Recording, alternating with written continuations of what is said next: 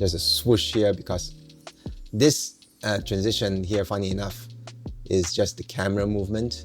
The movement of the camera here was a nice transition. I thought it was a nice transition that intercuts between what my brother is actually saying here versus what he's not saying, just expressing himself over here.